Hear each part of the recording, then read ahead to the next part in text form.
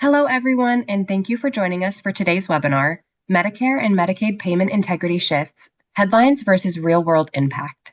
Before we begin, I'll walk us through a few quick housekeeping instructions. We will begin today's webinar with a discussion, and you will have time at the end of the hour for a question and answer session. You can submit any questions you have throughout the webinar by typing them into the Q&A box you see on your screen. Today's session is being recorded and will be available after the event. You can use the same link you used to log into today's webinar to access the recording.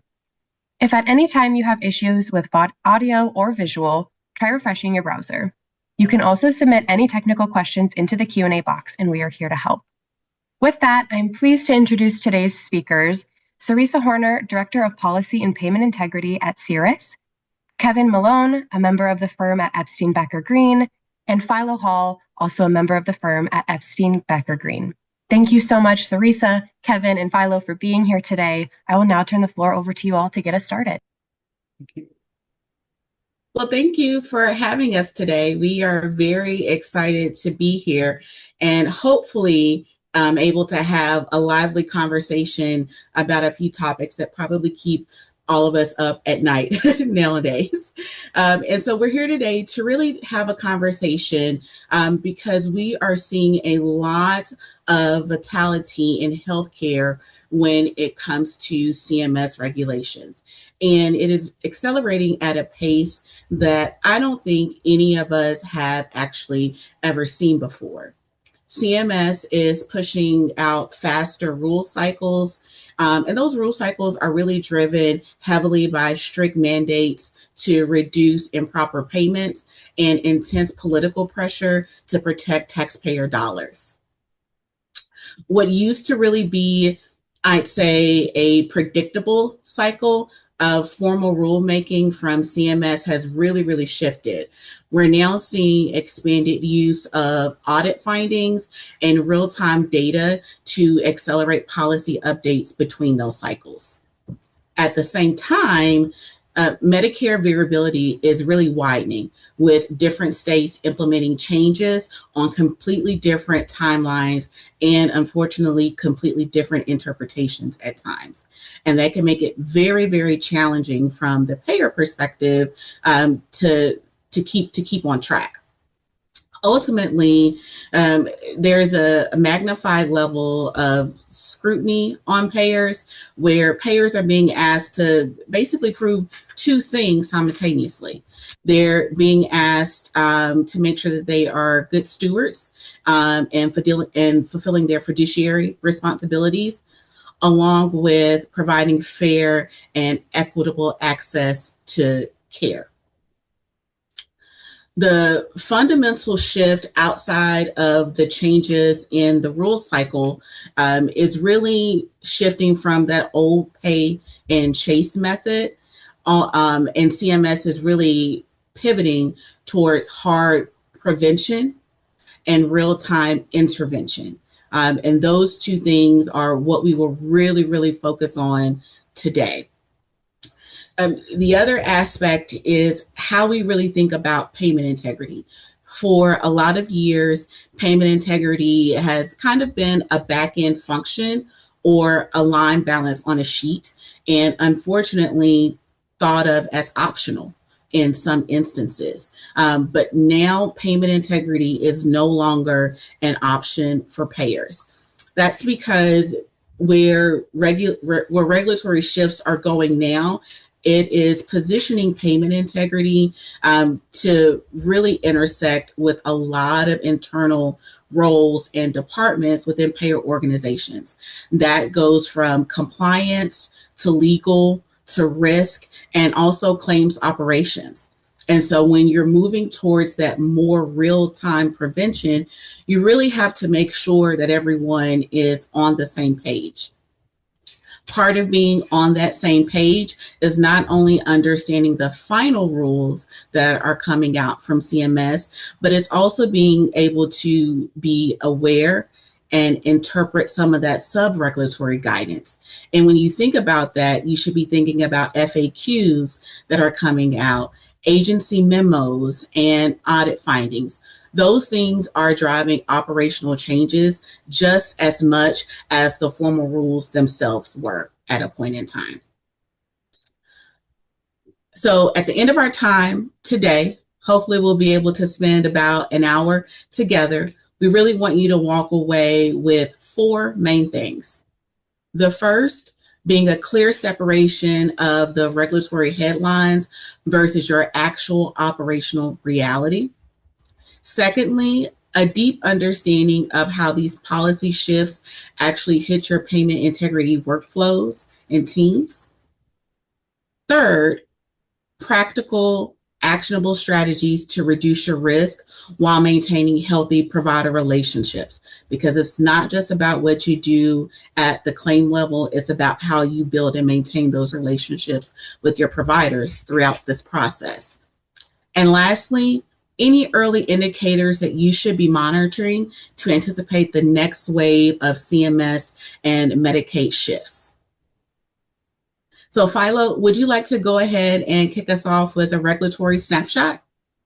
Certainly. Happy to do so. Thank you, Sarisa. And, a regulatory snapshot, but I sort of wanted, a snapshot of the landscape that we are in and why this is, working on these issues at this time is either overwhelming or very exciting, depending on your perspective. And it is unlike any other time.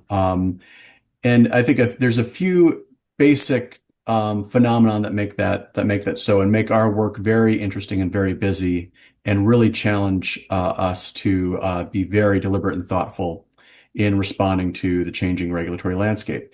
One, a phenomenon that has been going on for a number of years, but is certainly accelerating over time and certainly accelerating with this administration is more robust policy agendas, regulatory agendas in each administration.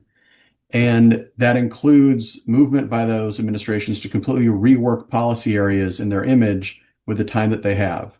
And so that means administrations, any new administration that comes in is going to spend like 2.5 years really trying to move very fast on all potential fronts where they have some influence. And that might be completely reworking what was assumed regulatory stability in the past. That's just a reality that has been emerging and accelerating.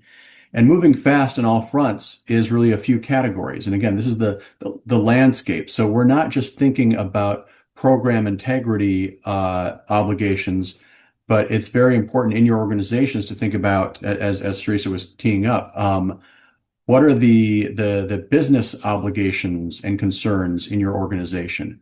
What are the legal and compliance organizations and concerns in your organization? What are the concerns about your relationship with state government or providers, and how those are all being influenced by downstream from changes in law and policy that are being pushed by the administration on all these different fronts. So the tools for which things can change are that we are seeing change is legislation, then actually regulations where like the agency has their own discretion, what policies in their discretion that they're putting into place. Guidance from CMS, guidance from the states that's going to state Medicaid programs or to providers and plans themselves. Enforcement might be by federal or state governments against providers or plans. And then this growth industry, which is federal oversight of state program integrity, state fraud, waste, and abuse operations, where the plans and providers are going to be downstream of that. But we have to operate knowing all the different pieces of our healthcare system and what instability they're under, or how much there's a dynamic landscape and how much they're changing. And again, those are sort of the fronts, but those examples included, and I'll focus on Medicaid here. I mean, we do tons of Medicare work, but Medicare work is a little more contained because providers and plans have like a direct relationship with CMS. And CMS has been doing most of their changes directly through annual payment regulations and programmatic regulations, compliance regulations for Medicare Advantage plans and Medicare fee-for-service providers.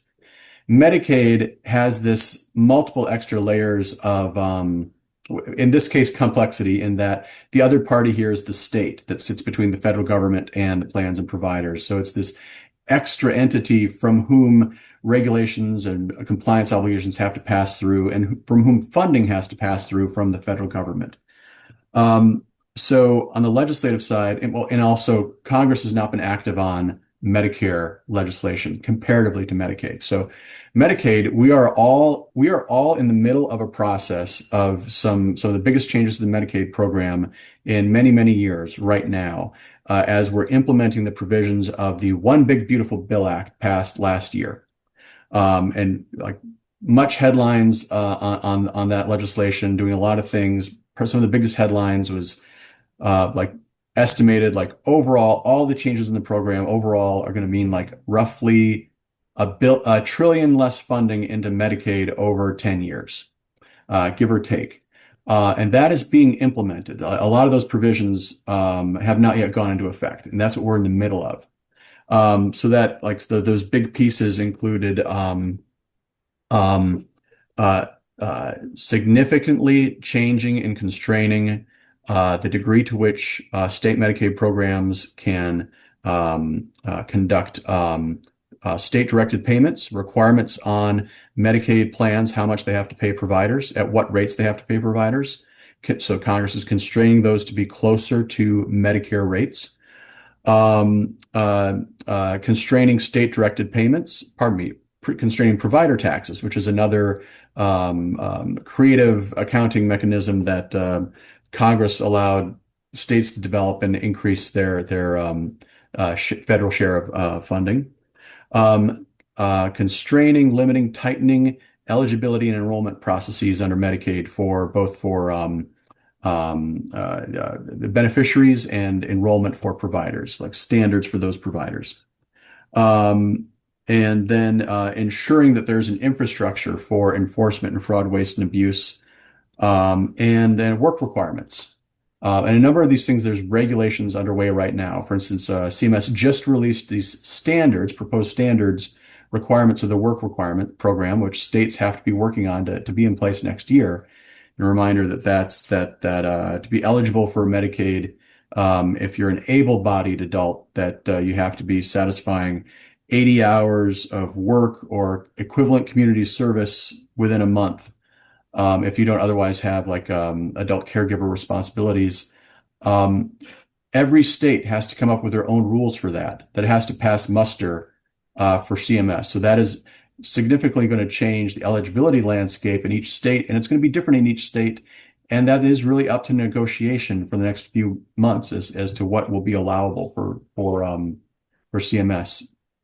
I mentioned policy through enforcement action, where you sort of like crack down on something, and you might be correcting one problem in one place, but you're sort of alerting the rest of the industry or scaring the rest of the industry into compliance to avoid such action.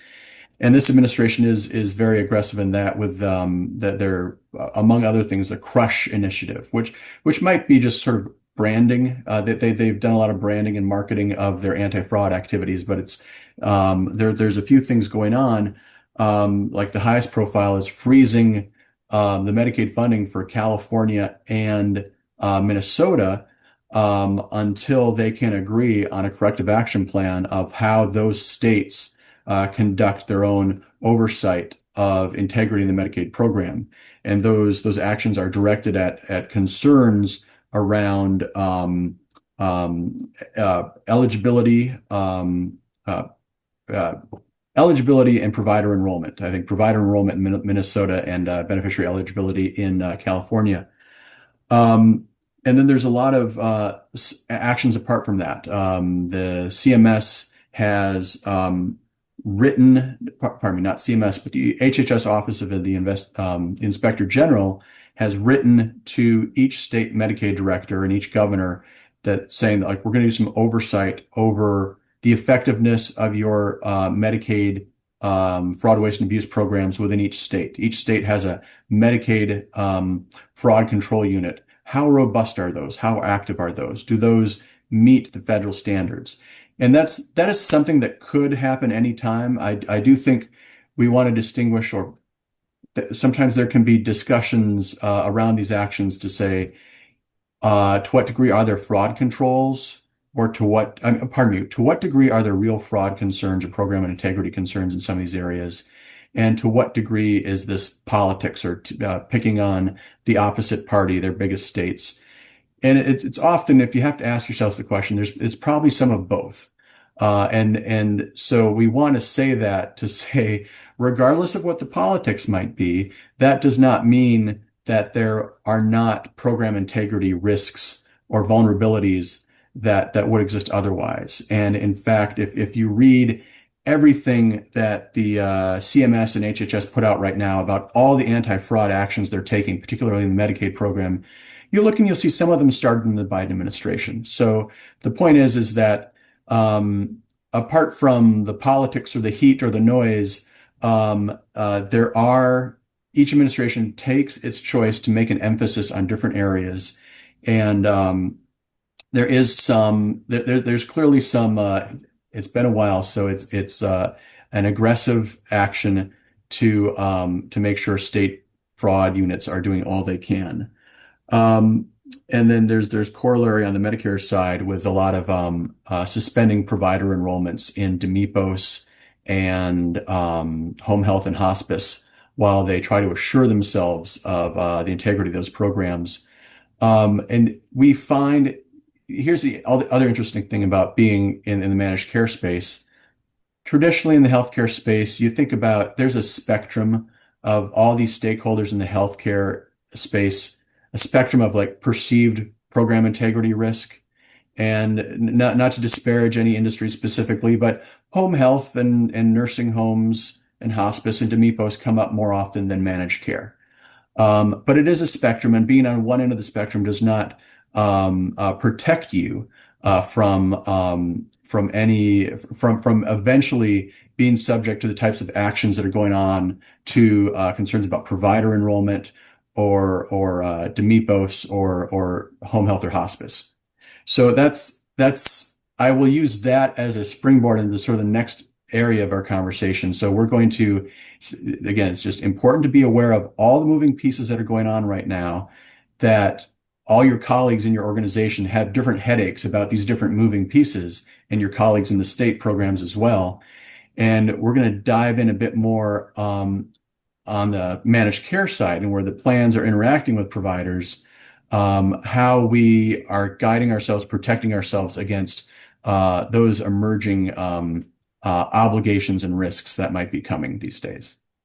And I think before we move on to the next section, I just want to put a sort of a capstone on what your remarks were there, Philo, and just to really highlight the distinctions from a payer perspective between markets. And when we talk about we're going to get more into this when we talk about operational considerations of different kinds of payment integrity activities. But the way my clients who are in multiple product lines, Medicare Advantage, dual eligible special needs plans, Medicaid managed care, commercial ACA products, and sort of interacting with CMS and state program integrity changes in the policy areas that we're talking about. The what's happening in original Medicare fee for service is very relevant in the sense that even in Medicare Advantage, even though from a program integrity perspective, CMS isn't bringing program integrity risks to us as the payer through the contract, they're focused more on risk adjustment, payment integrity, and marketing payment integrity from the plan directly. But the fee for service RAC and OIG audit and findings, all of the payment suspension, and certainly provider exclusion activities that CPI and OIG are doing with Medicare providers directly. That's something that really, from a program integrity perspective, MA plans really need to be leveraging, monitoring from their own program integrity perspective in imposing payment suspensions and seeing that really as an opportunity for increasing the adequacy of their program integrity on the Medicare Advantage side. It's not necessarily regulatory risk exposure, even under the current environment. But the Medicaid side is completely different. Whereas, Teresa, you were just saying, Philo, you mentioned in the OBA environment, particularly if you're in Medicaid managed long-term care, it is very much a significant and live current revenue protection and program integrity risk for the plan with regards to doing payment integrity oversight of the network in a way that is completely like would never really be considered in the Medicare Advantage environment under the non-interference clause that applies to Part C and Part D. And so the Medicaid side, you have with OBA, where they're sort of threatening states with the sorts of things you're seeing in California and Minnesota, that flows directly immediately to the plans in a way that is really just a sort of a category shift compared to what you would have seen 4 or 5 years ago in the Medicaid managed care space. And so I think it's important that we think about like which seat are you sitting in as a payer in considering program integrity shifts and the way the government is thinking about these things. And we'll talk more about it when we get to operations, but there's this real disconnect between on the MA side where you've got CMS and OIG sort of potentially coming after plans for actually overuse of prior authorization, which you would see as an important part of program integrity, where that's actually exposing you to risk. Whereas on the Medicaid side, you are exposed to significant risk if you're not doing those things enough.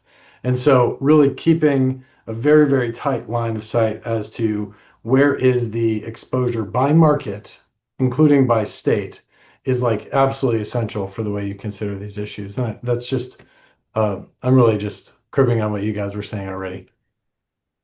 Well, like you guys both made me think about one thing that I want to discuss before we kind of talk about the operational impact is that, initially when a lot of these regulatory changes were coming out, the administration was very vague. Or, when you went out and read the information, it was very ambiguous. And so when you all are counseling your clients and they're asking questions, what are you all advising them so that they don't activate their fight or flight senses?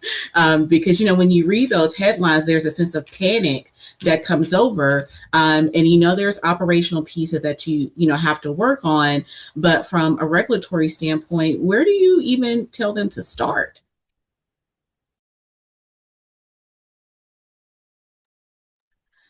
Yeah, I mean, I think for me, it's really important to sort of go back to first principles of like, what is like going all the way back to what role is our entity playing in the actual product and service that is the subject of this activity. And so in some ways, things that maybe, a few years ago, plans were consolidating activities pretty significantly between MA, Medicaid, ACA, and sort of just having a single shop that was just doing payment integrity across every service line without really regard to underlying service line. I think for me, anytime like I'm working with a client on any of these questions, it's really, really important before you jump in and sort of look at what are the implications of this announcement, what are the implications of this executive order, what are the implications of this proposed rule, is to really go back to what are we doing in this market and what is the regulatory hook that applies to us by contract, by certificate of authority, by beneficiary eligibility category, by aid category in the Medicaid side, because that dictates everything. Like your actual exposure completely flows to what is the market that you're talking about. And really, it's important to not every like maybe once every couple of weeks, someone will come to me in full panic mode about something that doesn't apply to their company at all, and like similarly, people will have like powered ahead and implemented something that applies to Medicaid to Medicare, or they will have applied a very common scenario that I find is people sort of automatically applying a change in Part B or Part A, like prospective payment system or fee for service payment integrity rules from original Medicare into a Medicare Advantage plan that it doesn't have to for in-network providers. So like those sorts of things, it's really important to go slow and be very, very precise about first principles. What's the product? What's the market? What's the regulatory hook? Because you can miss things, or you can create liability for yourself by doing things that you don't actually have the legal authority, much less obligation to do. I think that is absolutely correct. And what you just described is what I say creates the operational ripple effects. Just like when you skip a pebble over water, it's that, you are, regardless of the market that you're in or the line of business, that ripple effect is going to occur when those changes in legislation come out. And so you really have to look at, again, you're prioritizing what's important and what's not. And this is the part where internally as a payer organization, you are really looking at where your strategy meets reality across your coding, across your claims adjudication, your internal clinical departments, because those are the teams that are really operationalizing what is actually happening with the legislation. And so again, there's two paths that you need to be working on simultaneously, right? You're working from the legal perspective. What is our organization actually doing? What is the risk associated with our organization for that? And then based upon that, what organizational changes do we need to actually make? And so we all know that RADV audits are a very hot topic today with CMS. They are conducting multiple year audits, which can make it very, very challenging for payers to figure out, well, where do we start? Where do we go? We may be working on old issues while we now have not only these new issues coming internally, but having to manage that with changing litigation, right? Or changing legislation rather. And so again, don't look at those regulatory changes just as footnote. Think about how you're going to operationalize that. So typically your audits that are prior to 2018 are already finalized and they're really in the recovery phase. And they're closed out, but you still need to be able to take a look at those at a very high level, 100,000 foot level, to say, what do we get right? What did we get wrong? And most importantly, what did it actually cost us when that happened? You are also looking at the backlog of audits that CMS is conducting. I think it's from years 2018 to 2021. And this is what I like to deem kind of your pressure zone. Because they're active, they're being highly scrutinized, and also they are very resource intensive. And this is likely where your teams are feeling the strain because they're responding to medical record requests, they're defending coding decisions, they're figuring out which years were applicable, when did they make the internal changes, and they're also managing those auditors' reactions or interactions in real time. And then what we are looking at now is essentially 2022 and going forward. And this is where payers should really look at, this is their opportunity. This is where whatever mistakes were made before, this is now the opportunity to be able to make those changes and get it right. That could be through better documentation practices, improved coding accuracy, or even tighter internal controls, right? Because at the end of the day, a lot of the audits that you are seeing today, they aren't new problems, they're unresolved problems. And so there are those documentation gaps that were really identified years ago, but may have never been fully corrected. We're all moving at a very, very fast pace. And sometimes it's easier to put a Band-Aid on an issue rather than fix it completely. But when things like this happen, you start to recognize where those gaps really are. And so one of the things that we like to counsel payers on is performing a really, really honest internal risk assessment. You have to be honest with yourself about where your organization is. And so there's a few questions that, you want to ask yourself as a plan.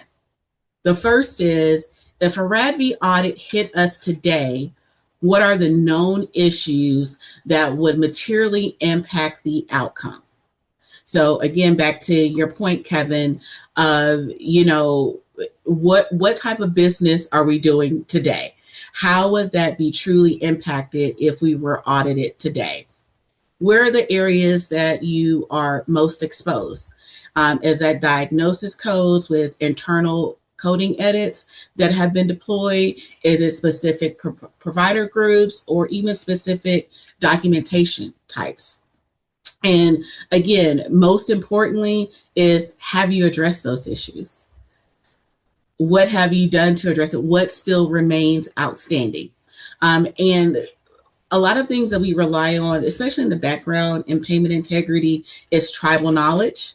We like to have a lot of longevity in those particular roles, but you want to make sure that you're taking that tribal knowledge and actually putting it into a structured environment where those risks can be identified, assessed, and you can also track what your organization has done to correct those issues that may have been identified. Because tracking what you have done to make improvements can also be very, very important when you are working with CMS and the state. They want to make sure that you have put forth a good faith effort in mitigating any risk and then identifying what those challenges are and where you need to go. So very, very easy to take a process of elimination approach. You're going to start by list. Oh, go ahead, Kevin.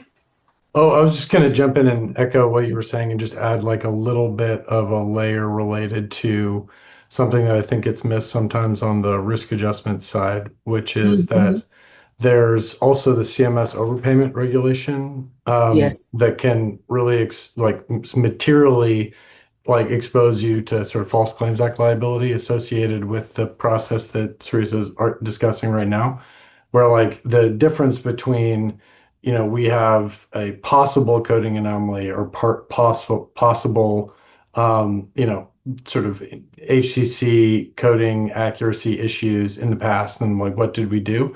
You have both RADV exposure, but you also have False Claims Act and overpayment exposure. And the distinction between those is really potentially existential. And so anytime you're in a situation where you are sort of in that situation, seriously, that you were just talking about, it's important to engage your counsel internally, not just leave this in the compliance ecosystem or in the payment, and just even with payment integrity, because that second prong related to the overpayment regs, scienter, and like knowledge and whether the overpayment rules potentially apply, which you get you into sort of treble damages territory, is it's even worse potentially than just extrapolation in the Red V environment. So just want to flag that it's important that you coordinate with your legal counsel about any sort of historical issues, and not just sort of say like, oh, let's just do a cap related to it and fix it going forward. Because you also need to make sure that you don't have a overpayment clock that started that you need to address through a voluntary recoupment before you really open the door to a much bigger set of problems. That's absolutely true. Follow, anything to add to that? Not at this time. Let's keep it rolling. We're making good progress here. All right. That is good to hear. Now, I think that that's really important because a lot of times, Kevin, to your point, is that compliance and legal, they only communicate about the big things, and the devil's in the details. And so you want to make sure as you're, identifying that you're very correct in communicating that to your legal, because they can basically help you assess your risk score when it comes to that. And it's important. That's when, in many circumstances, legal may not be needed, but in a situation where you're wanting to have an analysis of knowledge and intent and particularly confirmed related to quantified dollar impact of unsupported HCCs, you want to try to have a privileged environment for the assembly of that information so you can have legal counsel input on how you approach overpayment quantification.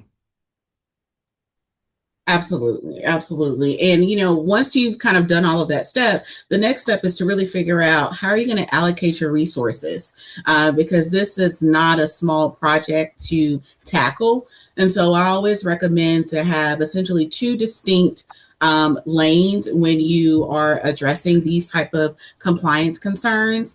First, it's going to be your retro audit team. And these are the people that are focusing again on what has happened and how to close the loop on all of those tasks. So they're looking at responding to audit requests timely. Again, what you mentioned about your overpayment time clocks, making sure that all of those have been addressed. Also validating that HCC coding as well. And then they're also supporting your audit appeals and disputes, right? And again, this entire process, it is very reactive, but it is also deadline driven. So within your organization, you want to make sure that you're also keeping timelines when specific actions need to occur, because it's not just enough acknowledging and starting to work on it. You need to set milestones within your organization so that you're able to meet that deadline with a little bit of breathing room. And then also, again, looping in your legal teams to make sure that you have addressed all of those concerns and potential risk. Your second lane, if you all have not guessed it, is going to be your future audit lane. And that is where a lot of the prevention occurs, where you're able to show the contrast between what did happen versus what is happening now and where you're going to be improving. So that's working on improving your provider documentation. That can be done through education and policy. That's also working with your internal teams as far as any coding edits or flags to making sure that that coding accuracy is actually correct. Closing your gaps before the claims are finalized. And then most importantly, and I would probably say it can put a strain on plans, but it is absolutely essential, is strengthening your own internal QA and validation processes. So whether you're implementing something new or you're evaluating, you want to make sure that you're having a double check of that work and those policies and those claim edits, and anything that you're changing operationally, having a separate QA team or department for that. And that will really illustrate that you're being proactive and strategic and process driven rather than being reactive, right? And again, these should be two distinct teams so that they are not competing for the same resources. Philo or Kevin, anything to add there? Well, just that though, just to emphasize from personal experience how important those points are, seeing things go awry when that is not the case. In different seeing different compliance team or teams responding to maybe a crisis or an audit, or the teams start poaching off of each other for the same personnel, and like try not to have the same two or three people who are actually running everything on different work streams. And the value of documenting any all proactive work you have done to demonstrate good faith is very important. Yeah, I think it's important to have, in my experience, I think it's best to have in some way sort of three different buckets where you have like compliance, program integrity, and SIU, and legal as sort of three different groups where like the legal is counsel to both and sort of helps keep the overall organization like compliant, but that compliance and sort of like handling program audits, handling regulatory analysis, training, policy development, and review is independent of program integrity and sort of internal audit, where the sort of SIU team is really sort of independent from, but collaborates with the sort of compliance staff. And so you don't have, once you get into program integrity, it sort of goes to a specific team that doesn't feel any sort of conflict of interest with regards to, provider relations or, and they collaborate with with sort of program compliance and with legal and operations, but they have sort of the freedom to really look at program integrity with full independence. And it really just gives you a more holistic view of where your risk is and where your program integrity team lies. Because when you do have those three different buckets that you described, they're able to determine different patterns where there are sometimes repeat failure points because they're looking at it from a different lens, right? And a different perspective. You may have one team that says, hey, we keep on seeing this, repeated error. And that may be an easy fix to do between a documentation or a systematic update. But you also want to be able to look at those errors that are making the biggest financial impact and where you're having the biggest financial risk. Because I think with the oversight from, the state and also Medicare is that it's not just about one or the other. You have to be able to look at both and be able to address both. So if there's one error that costs you $3 million, but then there's 100 errors that may have only cost you $100,000, both of those are now important in this environment. One of the other things that I know, and I don't want to take up all of our time, but I do think that it's very important to discuss relationships with providers during this time. And the real goal in those provider relationships is that as you are analyzing, where your risks are, making updates, making changes in policy or internal operational process changes, you want to make sure that you are having some building blocks rather than roadblocks with your providers. Because most of the time, the providers are going to feel like those edits are denials and barriers, and you're going to be increasing your provider abrasion.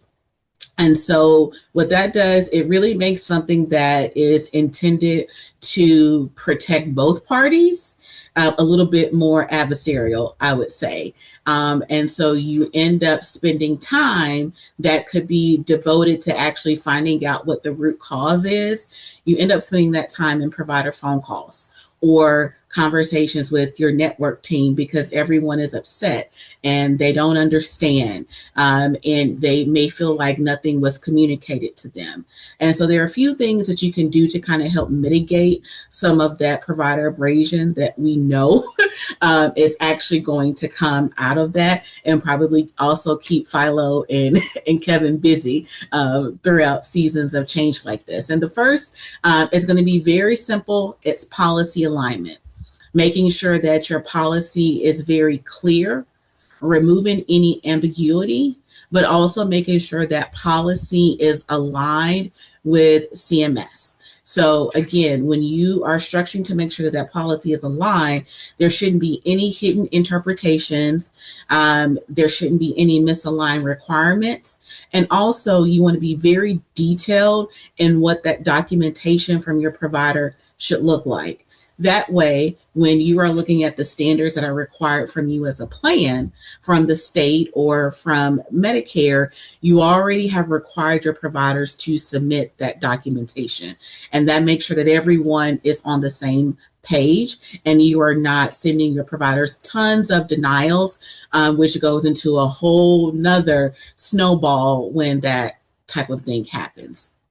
Yep. And I think it's a really excellent point that I think the challenge for plans in the real world is that you have sort of anomalous billing behavior that flares up that you didn't necessarily anticipate or is not clearly addressed in your policy, but you want something, you have to do something about it, and you need a contractual and legal basis to deny claims or to change coding edits or to issue payment suspensions without necessarily taking the time to do a provider manual update or much less a bilateral contract amendment. And so the challenge is to try to have a process in place where you're monitoring and being very precise as to what third-party sources of payment rules you are incorporating by reference. So this is things related to Part B guidelines, Part A guidelines from original Medicare. And this is something I see happening all of the time, where things like, the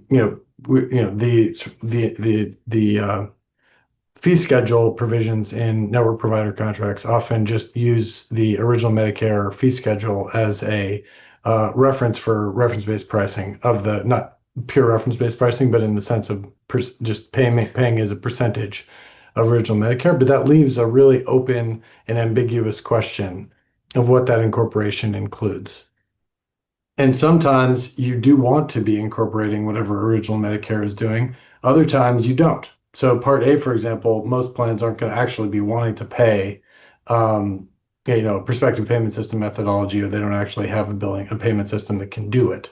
And so like having a process in place, like really, I'm spending a lot more time recently drafting those payment exhibits to make sure that they are extremely precise about what incorporation means, what paying as a percentage of Medicare means with regards to mid-year updates, both to the payment amounts and to the underlying payment policies, because those CPT codes are changing all the time. If a new LCD or NCD rolls out, what does that actually mean with regards to that incorporation?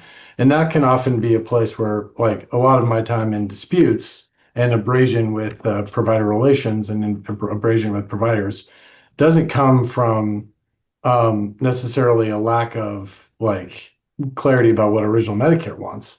It comes from a lack of clarity about what our contract says with regards to that incorporation by reference. And the same problem occurs on the Medicaid side, but with the added complexity that whereas in Medicare with non-interference, we get to choose bilaterally with the provider what we're including by reference. On the Medicaid side, you have the added complexity of some things, but not all of them, have to flow down by state regulation.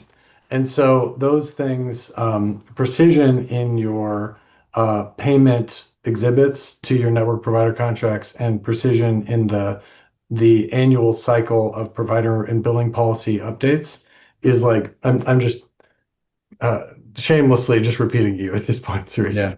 Yeah.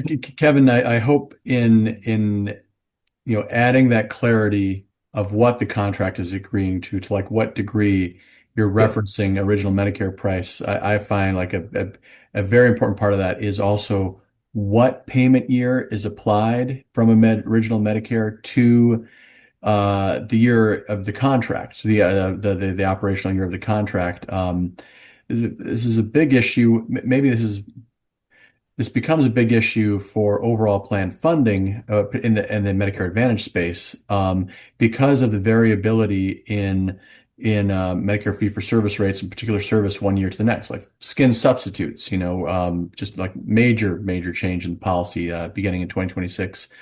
But we have a lot of plan and provider clients who get stuck with the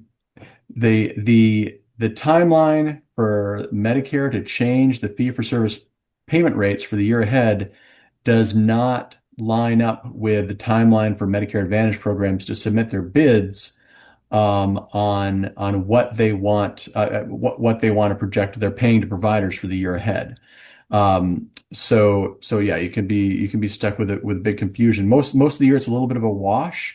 You'll lose a little bit, you gain a little bit, but then some years, if you're big in a particular payment space, it can be a major shift in the value of what you're expected to pay under your contracts. I think that's absolutely true. And I think that speaks to what we've been talking about, the collaboration, right, between all functions within the plan, network, compliance, legal, and then also program integrity. And I know, Kevin, you work with a lot of TPAs and mid-sized plans. Are there any pain points that they should be particularly paying attention to? Yeah, I mean, I think there's so many. I think once you have, you lack necessarily the scale of, the scale of the bigger plans with regards to market power and the ability to impose contract provisions related to overpayment, recoupments, related to audits, related to extrapolation, and you can sometimes end up in a situation where, like, a key pain point for me is having provider-specific negotiations about the use of program integrity provisions at all. And so I think, like, really, if you're smaller, if you're sort of not necessarily like as empowered in some markets, really being mindful that, like, the things you are negotiating to hit network adequacy for the HSD tables to CMS may, like, have to be very carefully managed, because you are going to have some puts and takes with some facilities and some dominant health systems around what you're able to even do. And I really encourage people to rely on sort of regulatory mandated provisions on the Medicaid side are often like sort of a trump card for those discussions, particularly if you're in the, well, obviously, if you're not in Medicaid, you can't use those.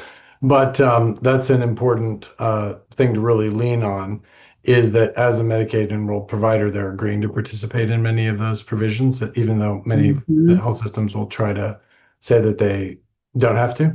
But then on Very correct. the yeah, and then on the Medicare side, I think a big thing that I see running into a lot is coding edits and down coding specific emerging trends in some of the automated payment integrity systems that, if you uh, aren't super careful about the contractual authority to impose all of those programs, you can end up creating more liability than you are saving by downcoding or doing retrospective denials that you may not actually have a clear contractual authority to do, or if you're not necessarily adhering to CMS, appeals and grievances procedures in reconsidering some of those kinds of claims. Um, it's something that I've seen happen, particularly to smaller plans where they don't necessarily have the power to bully bigger health systems that may be 4 or 10 or 20 times as big as the plan is. That's very, very true. And I think we are almost at our time, and I appreciate you all joining us today. I think this is a topic that it gets me excited. I know it probably doesn't get most people excited, but it gets me excited. And I appreciate you all sharing that same enthusiasm about a topic that is very, very important, and then also ever changing in our current environment.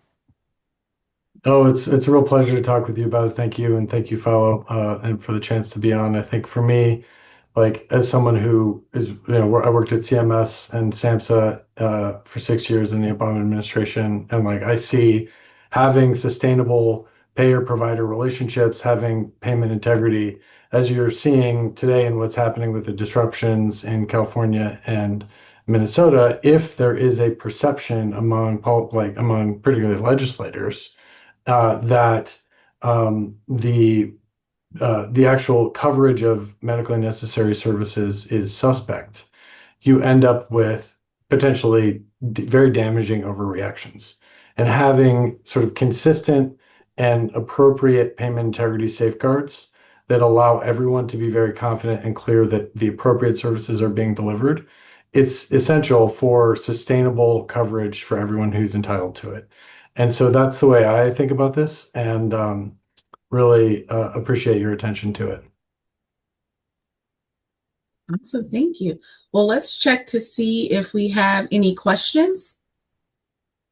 Yes, well, thank you again, Sarisa, Kevin, and Philo, for a wonderful discussion. We do have a couple of questions in the chat that we want to get through pretty quickly. So we'll now begin today's question and answer session. Audience, as a reminder, please keep those questions coming in the Q&A box on your screen. But let's dive in. The first question we have here is, what CMS or state Medicaid updates are most likely to disrupt existing payment integrity workflows or create ambiguity? Maybe I let me start and then hand off to Kevin as he maybe can expand some on this. I mean, we've touched upon some of these, because things that are underway right now, the state-directed payment rule, like what states will be requiring plans to pay providers, that's hard to project. That is under discussion. That is under flexibility, and litigation may become involved in at some point. The letters from OIG, HHS OIG to state Medicaid fraud directors doing oversight of their programs. How is that going to play out? What will we be seeing downstream of that in terms of different states actions? And then finally, the next big thing on the horizon I see is a new proposed rule from CMS on Medicaid program integrity. This maybe is like the Trump administration's update of Biden era rules. That rule is under review right now. It went over to the White House in May for final review. So I don't know the timeline that we'll see that. Probably, I mean, at some point this year. Maybe Kevin has thoughts, but that's the next big thing to sort of change the landscape that we're operating under. Yeah, no, I agree with that completely, Follow. I see that there's this collision that's coming um, between really tremendous oversight of eligibility, enrollment, service utilization for some service categories, and the ongoing backlash against the use of utilization management. Those things are in those are just in direct conflict, you know? Yeah. And that we're not even talking about mental health parity compliance, which also severely constrains your ability to use utilization management for some of the service categories that are sort of allegedly the biggest sources of fraud in the Medicaid environment. So it's really it is hard to see how that's going to be an almost impossible situation for plans and states to navigate in a way that doesn't lead to um, severe disruption to access to care for people, unfortunately. We are about at time, but I want to leave time for one more quick question here, being what contract provisions deserve immediate review given recent CMS activity? If you guys want to close this out there. Yeah, well, I'll start there. I definitely think that terminology in those contracts need to be more defined, especially as it relates to audits. What encompasses those audits? What's the time frame of those audits? I know from a vendor perspective, we see a lot of times where there are limitations on either the number of audits that can be performed or actually the overpayment amounts that can be identified.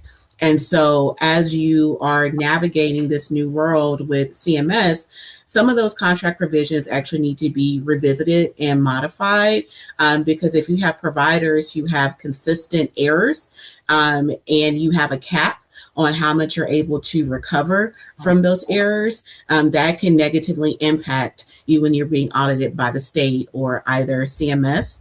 And then again, just one really quick point about that terminology is making sure that things are clearly defined, not only related to audit, but coding changes and what guidelines those coding changes should adhere to. Sometimes that language can be very broad to where it can be interpreted many different ways. And then sometimes can be too specific where that specificity negatively impacts other audits that the plan is required to perform. So it's making sure that program integrity, legal, is on the same page as network is going back to negotiate those contracts with your providers. Kevin or Philo, anything to add to that before we close out? I would just add, I think you're exactly right on those items. I would also add just dispute resolution provisions for network contracts that sort of really sets the stage for the effectiveness of what you just described. And I also, we talked about the fee schedule provisions and their incorporation of payment policy by reference.